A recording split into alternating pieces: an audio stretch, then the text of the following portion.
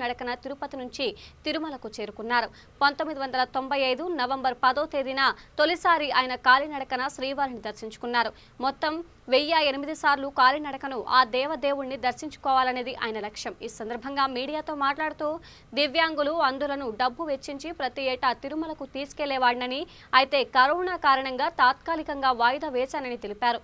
Telangana CM KCR స్వగ్రామమైన Siddipet జిల్లా చింతమడక నుంచి వీలైతే ఈ ఏడాది దివ్యాంగులు అందులను తిరుమల తీసుకువెళ్తానని తెలిపారు. ఓం నమో శ్రీ వెంకటేశాయ. నేను డాక్టర్ వేణు చుక్కల, ఫౌండర్ చైర్మన్ శ్రీ అష్టోత్తర శత చుక్కల చారిటబుల్ ట్రస్ట్. మా యొక్క ట్రస్ట్ ముఖ్య ఉద్దేశం ఇప్పటివరకు ఎవరైతే తిరుమల కొండ చూడలేదో వాళ్ళందరినీ కూడా ఒక గ్రూప్గా తయారు చేసి ఇక్కడ తీసుకురావడం, అదేవిధంగా దివ్యాంగ వాళ్ళందరినీ కూడా తీసుకొచ్చి శ్రీవారి మెట్ల మార్గాన్ని తీసుకెళ్ళి ఆ దేవదేవుడు అయినటువంటి శ్రీ వెంకటేశ్వర స్వామి దివ్య దర్శనం చేయించడం అనేది మా యొక్క ముఖ్య ఉద్దేశం. దీనిలో భాగంగా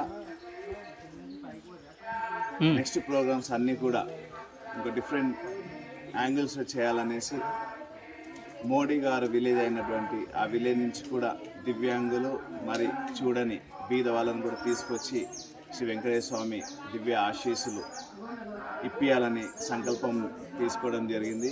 అదేవిధంగా ప్రెసిడెంట్ రామ్నాథ్ కోవింద్ వారి విలేజ్ నుంచి కూడా తీసుకొచ్చి స్వామివారి దర్శనం చేయాలనేసి సంకల్పం తీసుకోవడం జరిగింది. అదేవిధంగా ఇలాంటి కార్యక్రమంలో ప్రతి ఒక్కరు కూడా ముందుండేసి మాకు వాలంటీర్స్గా వర్క్ చేయాలనేసి ఈ సందర్భంలో మీ అందరికీ విజ్ఞప్తి చేస్తూ సదా మీ సేవలో. ఓం నమో శ్రీ వెంకటేశాయ. వెంకటేశాయ. నేను మీ డాక్టర్ వేణు చుక్కల, ఫౌండర్ చైర్మన్ శ్రీ అష్టోత్తర శత చుక్కల చారిటబుల్ ట్రస్ట్, హైదరాబాద్.